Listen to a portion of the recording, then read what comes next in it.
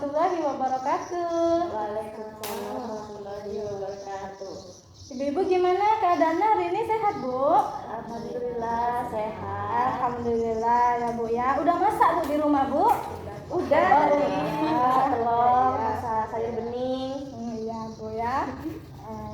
Oke, sekarang kita akan belajar seperti biasanya ya Bu ya. Kita kan setiap bulan selalu ada belajar tentang P2K2 ya Bu ya.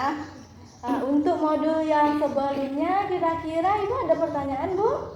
Enggak ada sih, alhamdulillah. Oh, nggak ada ya Bu ya. Sudah dicoba dipraktekkan di rumah? Sebagian sudah, alhamdulillah. Ibu Dija sudah dipraktekkan Bu? Lupa. Kenapa lupa Bu? Atau mungkin ada yang kira-kira masih bingung. Kalau masih bingung, Ibu bisa tanyakan ke saya ya Bu ya. Meraktekannya nggak mesti harus semuanya langsung dipraktekkan ya Bu ya, sedikit demi sedikit nggak apa-apa, yang penting Ibu konsisten ya Bu ya. Untuk sekarang kita akan melanjutkan dari modul selanjutnya ya Bu ya. Kita hari ini akan masuk ke modul 3 ya Bu, pencegahan dan penanganan stunting melalui pemenuhan kesejahteraan ibu hamil. Jadi khusus untuk hari ini kita bahas modul 3 itu, tapi modul 3 ada beberapa sesi. Jadi untuk saat ini kita belajar sesi 2 ya Bu ya, mendukung ibu hamil mengakses informasi dan layanan yang tepat. Nah sekarang saya mau tanya dulu nih sama ibu-ibu, kira-kira di lingkungan atau di keluarga Ibu ada nggak yang lagi hamil Bu? Ada. Oh ada Ibu Dija. Ibu Fitri ada Bu? Ada tetangga saya. Oh tetangga saya, tetangga Ibu ya Bu ya, lahir ya? Hamil ya Bu ya? Aduh maaf ya Bu, saya kira udah lahiran. Hamil ya Bu ya? Udah 2 bulan. Oh 2 bulan, iya berarti materi ini sangat cocok Bu untuk nanti Ibu praktekkan, pulang dari sini Ibu praktekkan ya Bu ya. Oke, terus kemudian saya ada sedikit pertanyaan nih untuk Ibu Dija sama Ibu Fitri. Nah kalau untuk Ibu Dija itu saya mau bertanya, apa sih yang dilakukan ketika ada anggota keluarga yang sedang hamil ya Bu ya. Kalau untuk Ibu Fitri itu apa sih yang bisa kita lakukan ketika ada tetangga atau lingkungan sekitar yang kayak Ibu bilang itu kan ketika beliau lagi hamil tuh apa yang kita lakukan gitu ya Bu ya. Boleh Ibu silakan kalau mau berdiskusi, mau berpikir dulu apa jawabannya, saya kasih waktu sedikit ya Bu ya. Bisa kita jawab ya Bu ya. Nah untuk Ibu Dijah dulu nih, apa Bu kira-kira apa yang kita lakukan ketika ada ibu hamil di anggota keluarga atau di rumah kita Bu? Ya, mungkin untuk pertama memberikan dukungan. Dukungannya seperti apa tuh? Mungkin dukungan seperti bantu-bantu atau memastikan ke nutrisi ibu hamil tercukupi. Udah itu aja Bu, nggak ada tambahan? Oh banyak doa. Oh banyak doa, iya benar Bu. Oke, yang kedua Ibu Fitri nih. Pertanyaannya apa sih yang dilakukan ketika ada di lingkungan sekitar kita ada ibu hamil, apa Bu? Ya jenguk, Jenguk, terus memberi bantuan jika dia butuh bantuan. Oke. Terus memberi semangat untuk ibu hamil. Sudah itu aja ya Bu ya, nggak ada tambahan nih dari Bu Dija atau Bu Fitri, nggak ada lagi? Nggak ada ya, iya benar. Sebelumnya terima kasih karena ibu-ibu sudah menjawab pertanyaan dari saya. Nah pertanyaan dari ibu-ibu itu benar Bu gitu. Jadi kita ketika ada di anggota keluarga kita atau di lingkungan kita ada ibu hamil, kita harus memberikan dukungan gitu ya, karena dukungan dari keluarga dan masyarakat itu sangat perlu untuk ibu hamil agar keadaan ibu hamil itu jadi nyaman, jadi happy, jadi bahagia ya Bu ya.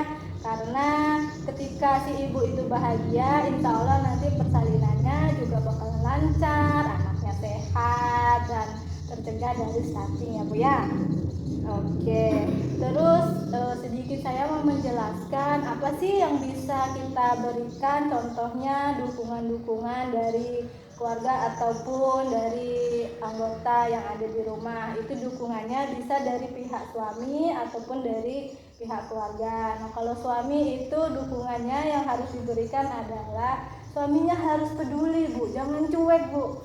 Gitu ya Bu ya. Jadi suaminya itu harus lebih peduli lagi, karena biasanya kalau ibu hamil itu mentalnya itu biasanya sensitif ya Bu ya, lebih sensitif, terus kemudian badannya juga lebih lemah ya Bu ya. Jadi si suami itu harus peduli sama istrinya. Terus kemudian ketika ada kelas hamil, ibunya itu harus didampingi sama suami, biar si suaminya juga tahu nih gitu kan keadaan ibu hamilnya seperti apa, terus kemudian janinnya juga seperti apa gitu kan. Terus kemudian suaminya juga jadi tahu gejala atau bahaya-bahaya ketika lagi hamil itu apa aja.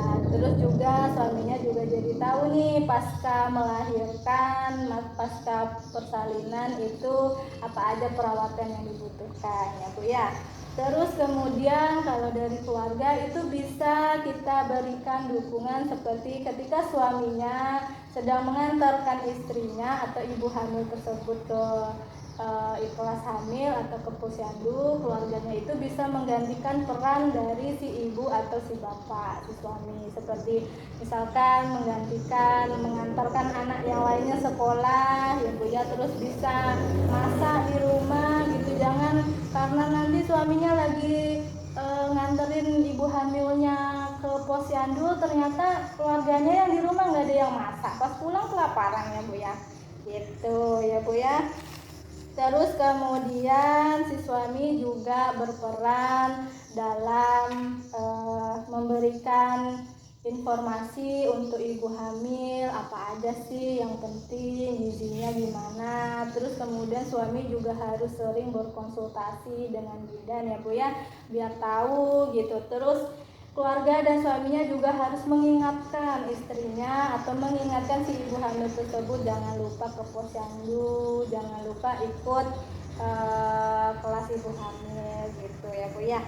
Terus kemudian kalau dukungan dari masyarakat seperti Ibu Fitri tadi bilang benar, jadi kita harus sering mengunjungi gitu kan ya Bu, mengunjungi si ibu hamil, menanyakan gitu kan kesehatannya seperti apa ibunya, janinnya. Terus juga kita harus memberikan semangat, doa gitu kan, jangan malah dibuat khawatir Bu, nanti diceritakan yang nggak enaknya ibunya jadi stres gitu ya Bu ya. Jadi kalau misalkan kita boleh berbagi pengalaman sama si ibu hamil tersebut, tapi pengalamannya itu kalau bisa yang menyenangkan gitu ya Bu ya, jangan ceritain yang susah-susah Bu, nanti jadi khawatir kan Bu, jadi bahaya sama ibu hamilnya gitu ya.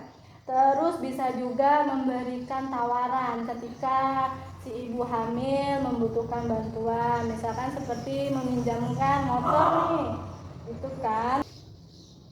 Oke, mungkin itu saja yang saya bisa berikan hari ini.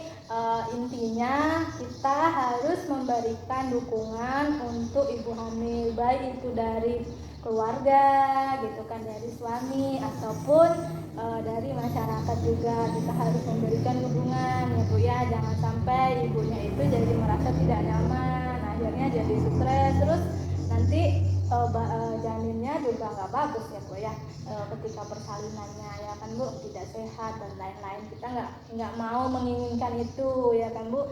Terus kemudian ibu ketika mencari informasi harus ke yang tepat, yang ahlinya, baik itu bisa ke posyandu, ke bidan, atau ke puskesmas, dokter gitu, ataupun ke internet yang web-webnya resmi dari pemerintah gitu.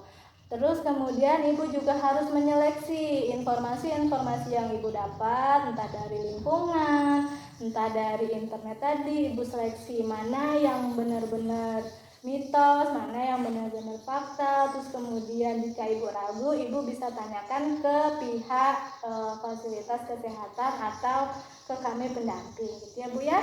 Ada yang ditanyakan Bu? Cukup ya Bu ya? Paham ya Bu ya?